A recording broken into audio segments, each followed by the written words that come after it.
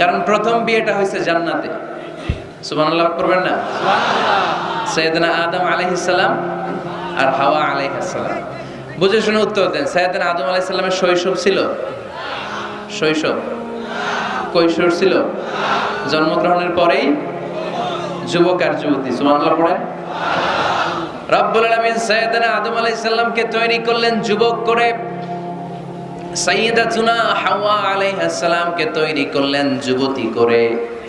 যুবক যুবতী দিয়েই তাদের জীবন শুরু, তাই জীবনের শুরুতে বিয়ে পড়ায় দিলেন কে? وقلنا يا آدم اسكن أنت وزوجك الجنة وكلا منها حيث شئتما رغدا ولا تقربا هذه الشجرة فتكونا من الظالمين. পড়েন আল্লাহু আকবার। আল্লাহ ডেকে বললেন, আদম তুমি আর তোমার স্ত্রী হাওয়া দুইজনে মিলে জান্নাতে থাকো, কিন্তু জান্নাতের নিষিদ্ধ গাছের কাছে যেও না, নিষিদ্ধ ফলটাও খেও না। এই ফল ছাড়া জান্নাতের যা যা খেতে মন চায় সব তৃপ্তি সহকারে খাও। সুবহানাল্লাহ। তাহলে সাইয়েদনা আদম আলাইহিস সালাম আর হাওয়া আলাইহিস সালাম এই দুইজনের মধ্যে বিয়ে পড়াই দিলেন কে? এই পৃথিবীর সব নবীরা বিবাহিত ছিলেন। কি ছিলেন? বিবাহিত ছিলেন। আরবাআন মিন সুনানিল মুরসালিন, চারটা সুন্নাত সব নবীদের সুন্নাত। তিরমিজির হাদিস। এক নাম্বার আল হায়া, লাজুকতা। সব নবীরা লজ্জাশীল ছিলেন। কি ছিলেন? এজন্য বাচ্চাকে লজ্জাশীলতা শিখাবেন। অন্যের সামনে ছোট বাচ্চার প্যান্ট খুলে ফেলবেন না। অনেকে এগুলো করে, বাচ্চাদের প্যান্ট খুলে ফেলে আর বলে সমস্যা কি, ছোট মানুষ তো, খোল বেটা খোল, প্যান্ট খোল। এখনো যদি প্যান্ট খোলা শিখান, নাফরমান হবে, টেন্ডারবাজ হবে, এগুলো চাঁদাবাজ হবে। ঠিক কি না? ভদ্রতা তার মধ্যে আসবে না, শিষ্টাচারিতা আসবে না। ছোট বাচ্চা হলো, তার একটা প্রেস্টিজ আছে না নাই? কখনো বাচ্চাদের প্যান্ট খোলা যাবে না। আল হায়া, লাজুকতা। বিষ্ণু ঈসা ইসলাম আম্মাজান হালিমাতুস সাদিয়া রাদিয়াল্লাহু তাআলা আনহার বাড়িতে লালিত পালিত হয়েছেন 5টি বছর। বিষ্ণু ঈসা ইসলামের দুধ মা হালিমাতুস সাদিয়া বলে, এই কুরাইশি মুহাম্মদকে এনে দুধ খাওয়াতাম, কিন্তু এই ছোট্ট মুহাম্মদ কখনো কাঁদে না, ব্যথা পেলেও কাঁদে না, ক্ষুধা লাগলেও কাঁদে না। শুধু মুহাম্মদের লজ্জাস্থানের জায়গা থেকে কাপড়টা সরে গেলে শিশু মুহাম্মদ চিৎকার দিয়ে ওঠে। লজ্জাশীল ছিলেন। 4টা সুন্নাত সব নবীদের ছিল। লাজুকতা। 2 নাম্বার আসিওয়াক, মেসওয়াক। মেসওয়াক করেন তো? 3 নাম্বার আত-তাআত্তুর, আতর মাখা। আতর মাখেন তো? 4 নাম্বারে নিকাহ, বিয়ে করা। সব নবীরা বিয়ে করেছেন। সুবহানাল্লাহ পড়ুন।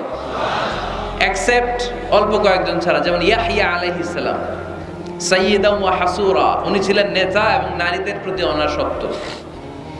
অনেকে আরো কয়েকজনের ব্যাপারে বলে। ইবনে তাইমিয়া আলাইহি রাহমা বিয়ে করেননি। ইবনু জারির আত-তাবারি আলাইহি রাহমা বিয়ে করেননি।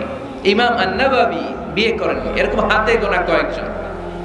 তার মানে এগুলো এক্সেপশনাল। এগুলো কি?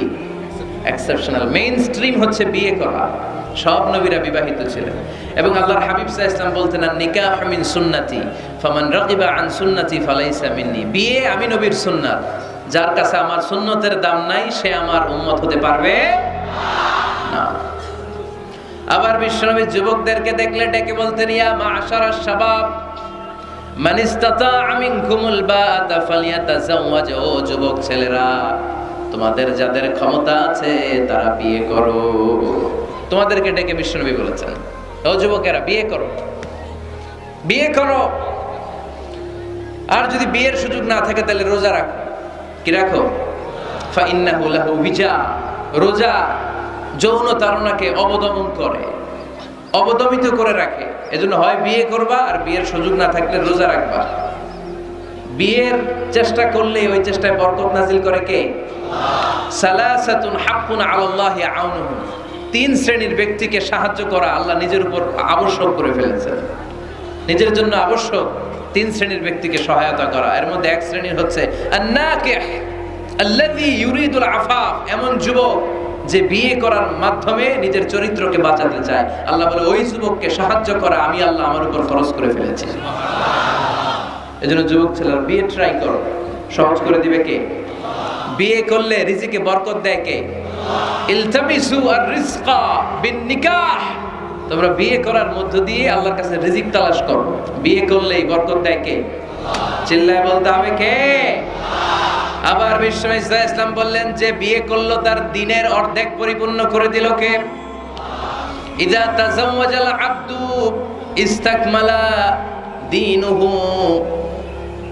নিসফু দীনিহি, যে ব্যক্তি বিয়ে করলো তার দিনের অর্ধেক পূর্ণ করে দিল কে?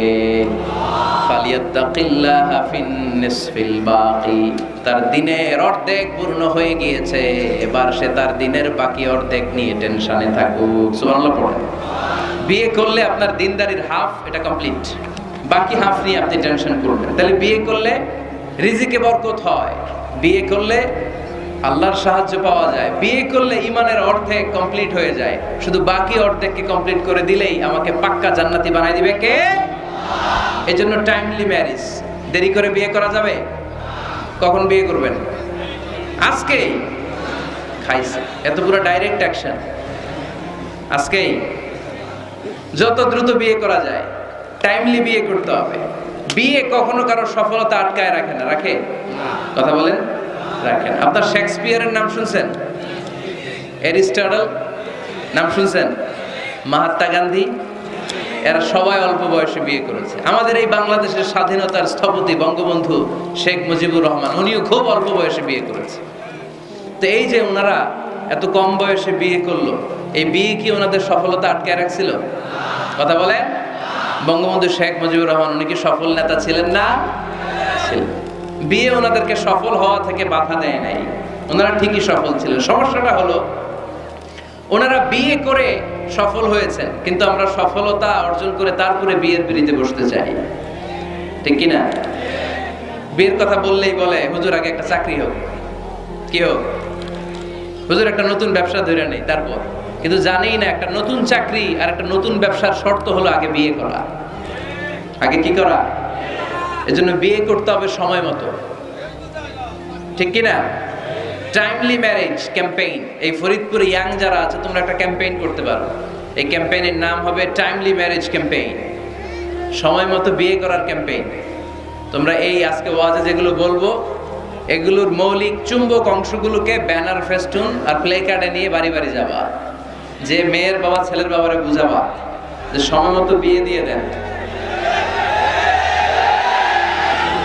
দেখছেন চেয়ারম্যান সাহেব জোশ এসে গেছে, জোশ এসে গেছে না?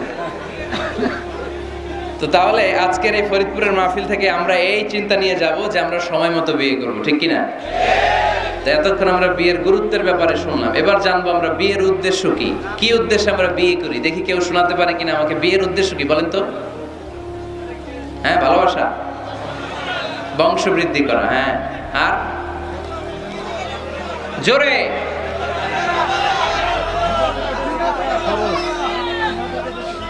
জিনা থেকে বেঁচে থাকা, মাশাআল্লাহ, আর পরিবার গঠন করা, মাশাআল্লাহ, আর নেক সন্তানের বাবা হওয়া, তাকে কোরআনের সৈনিক বানানো, আর জান্নাতে একসাথে যাইতে চাই। এটাই একা যাবো না, হেদিরে লই যাবো, মাশাআল্লাহ, একসাথে যাই। আদর্শ পিতা হওয়া, বিয়ে করছো নি? হ্যাঁ, আল্লাহ ওকে আদর্শ পিতা বানাক, আমরা পড়ি আমিন। আসলে এই যে সোশ্যাল ক্রাইসিস, এগুলো নিয়ে কথা হওয়া দরকার, কি বলেন? এগুলো নিয়ে বলে না তো অনেকে, খোলামেলা বলতে চায় না, কমফোর্ট জোন থেকে বের হয়ে কেউ কথা বলতে চায় না, সবাই সবার কমফোর্ট জোনে থাকতে চায়, তাই না? তো এই জন্য বিয়েটারে সহজ করে দিবেন। হ্যাঁ, আপনারা অনেকগুলো অবজেক্টিভস অফ ম্যারেজ আমাকে শুনিয়েছেন, আমি একমত। প্রথম, বিয়ের উদ্দেশ্য হচ্ছে ইবাদত। বিয়ের আসল উদ্দেশ্য কি? আমরা যাই করি কার খুশির জন্য? এজন্য রব্বুল আলামিন বলেন, কুল ইন্না সলাতি ওয়া নুসুকি ওয়া মাহইয়ায়া ওয়া মামাতি লিল্লাহি রাব্বিল আলামিন। নবী, হ্যাঁ আপনি বলে দেন আমার নামাজ, আমার যাকাত, আমার রোজা, আমার হজ, আমার জীবন, আমার মরণ সব কিছু হবে একটা সত্তার জন্য, তিনি কে? তো সব যদি আল্লাহর জন্য হয়, বিয়েটাও কার জন্য? বিয়েটা আসলে ইবাদত। যারা বিয়েটাকে শুধু আনন্দ মনে করে, খেয়াল করেন, এদিকে তাকান, যারা বিয়েটাকে শুধু আনন্দের জন্য করে এরা বিয়ের পরপরই হতাশ হয়, কারণ আনন্দ বেশি দিন থাকে না। রং ধরা যৌবন জং ধরে নাই। এই সুন্দর শরীরের সৌন্দর্য এটা 3 বছর 4 বছর, একটা দুইটা বাচ্চা হলে আগের সৌন্দর্য থাকে। তো বিয়েকে যারা take it as a pleasure, যারা আনন্দ হিসেবে নেয়, তারা বিয়ের পরপরই হতাশ হয়, আর এই হতাশা চলতে থাকে আজীবন। আর যে বিয়েকে যারা ইবাদত হিসেবে নেয়, তারা বিয়ের পরপরই হাজবেন্ড আর ওয়াইফ একে অপরের উপর সন্তুষ্ট হয়, আর এই সন্তুষ্টি চলতে থাকে আজীবন। ঠিক কি না? তাহলে বিয়ের প্রধান উদ্দেশ্য হবে আমরা যারা মুসলমান আমাদের ইবাদত। বিয়েটা কি? 2 নাম্বার তাআরুফ, টু নো ইচ আদার, পরিচিতি। আল্লাহ বললেন জাআলনাকুম শুউবা ওয়া ক্বাবাইলা লিতাআরাফু, আমি তোমাদেরকে বিভিন্ন গোত্রে গোত্রে পাঠিয়েছি। কাউরে পাঠিয়েছি পাকিস্তান, এই যে আমি বাংলাদেশের নাগরিক হব, এই দেশের সন্তান হব, এটা কি আমার ইচ্ছা? কথা বলেন না কেন? কার ইচ্ছায়? পাকিস্তানের প্রেসিডেন্ট ইমরান খান যে পাকিস্তানে আসবে, কার ইচ্ছায়? ডোনাল্ড ট্রাম্প যে আমেরিকায় আসবে, এটা কার ইচ্ছায়? আল্লাহ এক একজনকে এক এক জায়গায় পাঠালেন, প্রত্যেককে আল্লাহ তাআলা একটা নাম দিলেন, একটা গ্রাম দিলেন, একটা পরিচয় দিলেন। ঠিক কি না? আল্লাহ বললেন এক একজনকে এক এক এলাকায় পাঠালাম। কারো বাড়ি ফরিদপুর, কারো বাড়ি সিলেট, কারো বাড়ি চট্টগ্রাম। চট্টগ্রামের ছেলে যে ফরিদপুরের মেয়েকে বিয়ে করে, আছে না নাই? আবার ফরিদপুরের ছেলে যে নোয়াখালীর মেয়ে আনে, আছে না নাই? সম্মানিত ভাইয়েরা, বিশেষ করে যুবকরা মনে রাখবা, বিয়ে একটা ছেলের সাথে একটা মেয়ের সম্পর্ক না। বিয়ে শুধু বর আর কনের সম্পর্ক না। বিয়ে একটা পরিবারের সাথে আরেকটা পরিবারের সম্পর্ক, একটা বংশের সাথে আরেকটা বংশের সম্পর্ক, এক গোত্রের সাথে আরেক গোত্রের সম্পর্ক। এই বিয়ে পৃথিবীর অনেক যুদ্ধ থামিয়ে দিয়েছে। আগে 2 গোত্রের যুদ্ধ ছিল, পরে এই গোত্রের এক ছেলে এই গোত্রের মেয়েরে পছন্দ করছে, এরপরে বিয়ের পরে এরা হয়ে গেছে এদের শালা গোষ্ঠী। আগে পাইলেই কোপাইতো, এখন শালা শালা বলে ডাকে, আছে না নাই? তাহলে তাআরুফ, বিয়েতে সম্পর্ক বাড়ে। বিয়ের মাধ্যমে ট্রাঙ্কুইলিটি, পিস এন্ড কম্প্যাশন হয়। লিতাসকুনু ইলাইহা ওয়া জাআলা বাইনাকুম মাওয়াদ্দাতাও ওয়া রাহমা।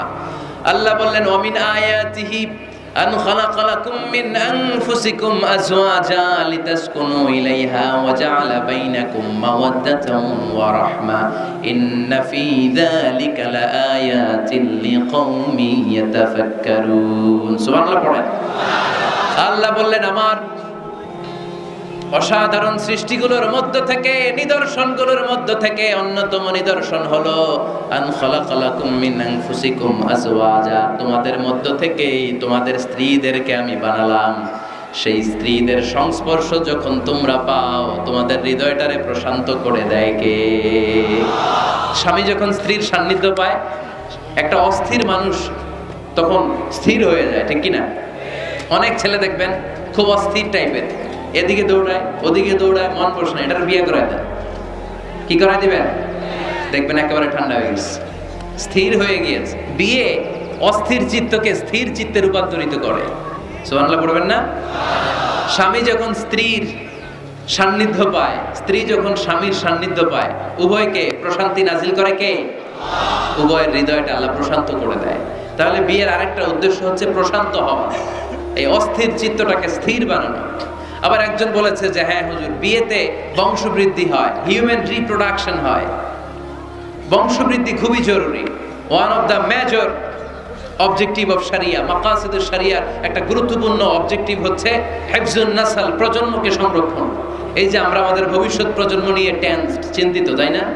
এগুলো নামাজি হবে কিনা, এগুলো আল্লাহওয়ালা হবে কিনা, এদের ছেলে আবার আমাদের যে নাতিপুতি হবে, এরা কেমন হবে, চিন্তা আছে না নাই? এজন্য প্রজন্ম সংরক্ষণ করে যাওয়া। এই একের পর এক যে প্রজন্ম আসবে, প্রজন্মের বিস্তার ঘটে বিয়ের মাধ্যমে। বিয়ে ছাড়া প্রজন্ম বিস্তার হয়? কথা বলেন। এক যুবক পীর সাহেব হুজুরের কাছে দোয়া চাইছে, হুজুর দোয়া করেন আল্লাহ যেন আমার একটা ছেলে দেয়। হুজুর দোয়া করছেন, ছেলে হয় নাই। পরের বছর আইসা আবার হুজুর দোয়া করবেন আল্লাহ যেন ছেলে দেয়, ছেলে হয়নি। আবার চাইলেন হুজুর একটু দোয়া করেন আল্লাহ যেন ছেলে দেয়। হুজুর আবার দোয়া করলেন, ছেলে হয়নি। হুজুর তো অবাক, ঘটনা কি, ওর হয় না কেন সন্তান? পীর সাহেব হুজুর ডেকে পাঠাইছে, এদিকে আসো বাবা, তোমার সন্তান হয় না? না। কয় না হুজুর, 3 বার দোয়া করছেন, 3 বছর ধরে হয় নাই। পীর সাহেব হুজুর বলে বাবা তুমি বিয়ে করছো? কয় না। তো তুমি বিয়ে না করলে সন্তান কিভাবে হবে? আগে বিয়ের পর্বটা তো সারবি রে বাপ। আগে এই পর্বটা সার, তারপরে সন্তান দিবে কে? ইয়াহাবু লিমান ইয়াশাউ ইনাসান ওয়া ইয়াহাবু লিমান ইয়াশাউ যুকুর আও ইউযাওবিজুহুম যুকরানান ওয়া ইনাসা ওয়া ইয়াজআলু মান ইয়াশাউ আকিমা ইন্নাহু আলীমুন কাদির। আল্লাহু আকবার। আল্লাহ বললেন, আমি এমন সত্তা যারে চাই তারে ছেলে দেই, আমি তোদের এমন রব যারে চাই তারে মেয়ে দেই, আমি তোদের এমন আল্লাহ যারে চাই তারে ছেলেও দেই সাথে সাথে মেয়েও দেই। আবার আমি তোমাদের এমন আল্লাহ যারে চাই তারে ছেলেও দেই না মেয়েও দেই না। তিনি কে? ছেলে মেয়ে সব দেন আল্লাহ, আবার দেন না তিনি কে? এজন্য সন্তান যদি চান চাইতে হবে একজনের কাছে, তিনি কে? নাকি সন্তানের জন্য মাজারে যে মানত করবেন? অনেকে বললে মাজারে মানত না করলে বাচ্চা হয় না, বলে তো ছাগলের যে বাচ্চা হয়, ছাগল কোন মাজারে মানত করে? কথা কি বুঝতেছেন? না, মানত হবে একজনের জন্য, তিনি কে? আচ্ছা, বিয়ের আরেকটা উদ্দেশ্য হচ্ছে এই যে এই ছেলেটা বললো যে চরিত্রের হেফাজত হয়। হ্যাঁ, হুন্না লিবাসুল লাকুম ওয়া আনতুম লিবাসুল লাহুন্না, you are their dress and their you dress. স্বামী স্ত্রীর জন্য পোশাক, স্ত্রী স্বামীর জন্য পোশাক। পোশাক যেমনি আমাদের লজ্জাস্থান ঢেকে রাখে, তেমনি স্বামী তার স্ত্রীর চরিত্র বাঁচায়, স্ত্রী তার স্বামীর চরিত্র বাঁচায়, ঠিক কিনা? আরেকটা উদ্দেশ্য হচ্ছে হালাল এনজয়মেন্ট, হালাল পন্থায় বিনোদন। এই স্বামী স্ত্রীর যে সম্পর্ক, এটা কি বৈধ না অবৈধ? হালাল না হারাম? দেখেন ইসলাম কতটা লজিক। আমাদের জন্য অ্যাডাল্ট্রি এন্ড ফর্নিকেশনের সাথে জড়িত হওয়া না লাগে, জিনার দিকে যেন যাওয়া না লাগে, এজন্য বিয়েকে হালাল করে দিয়েছে কে? এগুলো হচ্ছে বিয়ের উদ্দেশ্য। এবার যুবকদের জন্য আমি খুব সংক্ষেপে তোমাদেরকে কিছু টিপস দিব, যারা তোমরা বিয়ে করো নাই, কিভাবে বিয়ের জন্য আগাবা। খুশি? বহুত খুশি? বিয়েটারে আপনারা চাইলে অনেক সহজ করতে পারেন। মসজিদে বিয়ে করবেন। মসজিদে? কোথায়? মসজিদে। আগে হইতো না হুজুর? আমাদের কালচার ছিল আগে মসজিদে বিয়ে হইতো, বিচার হতো মসজিদে। বিষ্ণু ইসা ইসলামের মসজিদে নববী এট এ টাইম এটা ছিল নামাজের জায়গা, ইবাদতগাহ। এট এ টাইম এটা ছিল বিশ্বনবীর সচিবালয়, এটাই বিশ্বনবীর গণভবন, এটাই বিশ্বনবীর বঙ্গভবন, এটাই সেক্রেটারিয়েট, এটাই সেনাবাহিনীর ক্যান্টনমেন্ট, এটাই ডিজিএফআই এর হেডকোয়ার্টার, এটাই এনএসআই এর ভবন। চিল্লায় বলেন ঠিক কিনা? এখন আমরা মসজিদ দিছি একদিকে, সমাজ নিয়ে গেছি আরেকদিকে। সমাজ এক পাল্লায় রাখছি, নামাজ রাখছি আরেক পাল্লায়। চলবে না মুসলমান, সমাজ আর নামাজ একসাথে সমান্তরাল গতিতে প্যারালাল লাইনে উঠায় দিতে হবে। চিল্লায় বলো ঠিক কিনা? মসজিদে বিয়ে করান, কি নিয়ে যাবেন জানেন? খেজুর। বাবা মেয়ের ইজেন নিয়ে যাবে, বাবা এসে বসবে, ছেলেকে ইজাব কবুল, দুইজন উইটনেস সাক্ষী, বিয়ে হয়ে যাবে। বিয়ে শেষ, খেজুর খাওয়াই দিবে। সুবহানাল্লাহ পড়বেন না? টিপস শিখাই দিলাম, এইভাবে বিয়ে করাবে। আর যুবক যারা, যাদের কপালে এখনো কেউ জোটে নাই, আহা, তো কিভাবে প্রিপারেশনটা তোমরা নিবা? Number 1, it's a very sensitive and serious issue man. এটা তোমার জীবনের সবচেয়ে গুরুত্বপূর্ণ লাইফ ইভেন্ট। এটাকে হাসাহাসি করে, তুচ্ছতাচ্ছিল্য করে উড়িয়ে দেওয়া যাবে না। এটা তোমাদেরকে সিরিয়াসলি নিতে হবে। প্রথমে তোমাদের মেন্টাল প্রিপারেশন লাগবে। বিয়ে বললেই করা যায় না, বিয়ে করা মানে দায়িত্ব নেয়া, ঠিক কিনা? কারণ যদি থাকি 2 পা, যেথা খুশি সেথা যা। যদি থাকে 4 পা, তারপর কি? হ্যাঁ, আমার সাথে নিয়ে যা। আচ্ছা, সব জানে গোলাম। যদি হয় 6 পা, আব্বু তুমি কই যাও? তো এই জন্য বিয়ে মানে দায়িত্ব। I'm addressing all the young star of Faridpur district. The marriage is a responsibility. এটা অনেক বড় দায়িত্ব। সো তোমার এত গুরুত্বপূর্ণ একটা লাইফ ইভেন্টে তুমি যাওয়ার আগে তোমাকে মেন্টালি প্রিপেয়ার থাকতে হবে। যে আগে আমি একা থাকতাম, একা ঘুমাতাম, একা সব করতাম, এখন কাপল লাইফ লিড করতে হবে। একই ঘরের ভিতরে একা থাকা যাবে না, আমার সংসার হবে। এখন টোনা টুনি সংসার হবে, ঠিক কি না? সো এই কাপল লাইফ লিড করাটা অনেকের জন্য টাফ। তোমাকে অভ্যস্ত হতে হবে, তোমাকে মেন্টালি প্রিপারেশন নিতে হবে, ওয়েল প্ল্যানিং লাগবে। এটা হচ্ছে মেন্টাল প্রিপারেশন। আরেকটা লাগবে ফিনান্সিয়াল প্রিপারেশন। আছে না নাই? বিয়েতে কি দিতে হয়? মহারানা। বিয়েতে মহারণা দেয়া নফল। বিয়েতে মহারণা দেয়া কি নফল, তাই না? সুন্নাহ। রব্বুল আলামিন বলেন ওয়াতুন নিসাআ সাদকাতিহিন্না নিহলা ফাইন তিবনা লাকুম আন শাইইম মিনহু নাফসান ফাকুলুহু হানিআম মারিআ। তোমরা তোমাদের স্ত্রীকে সন্তুষ্ট চিত্তে মহারণা দিয়ে দাও। সুবহানাল্লাহ পড়ে। দেখেন ইসলামরে আমরা কিভাবে টুকরা টুকরা করেছি। ইসলাম ফরজ করেছে মাহার, আমরা ওইটার বদলে ঢুকাইছি যৌতুক। আলহামদুলিল্লাহ যৌতুক ফরিদপুরে নাই। যারা বিয়ে করো নাই হাত তোলো, আওয়াজ করে বলো হে আল্লাহ, হাত তুলে ওয়াদা করলাম আমার বিয়েতে 1 টাকা যৌতুক নিব না, তুমি তৌফিক দাও। আওয়াজ করে পড়তে হবে আমিন।